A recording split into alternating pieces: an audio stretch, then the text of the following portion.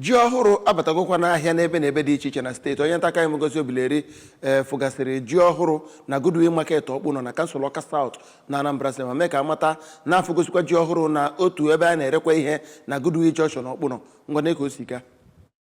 n'okwu ya na ya bụ ọnọdụ ka nwaanyị ahụ na-ere ji bụ Oriakụ Veronica Ifegbuna kọwara na ya gotere ji ndị a ụbọchị Wenezdee izu ụka anụnwa wee bute ya Ọka ngwa ngwa ka o wee nyere ezinụlọ aka inwe ọtụtụ ihe ha ga na-eri dịka o si kọwa n'otu n'ime mba ji ọhụụ ahụ bụ ihe a na-ere N$405 nke na-erughị ego ole a na-ere ji ochie bụ nke a na-ere otu mba ji N$6,000. Oriakụ Ifegbuna kọwakwara na otu a ji ọhụụ dị ugbu a na ọ ka dị oke ọnụ ma nwee nchekwube na ọnụ ahịa ya ga-ada ngwa ngwa ya bụ ji ọhụụ jupụtara ahịa dị iche iche. Site n'Ọka, abụ m Ngozi Obileri.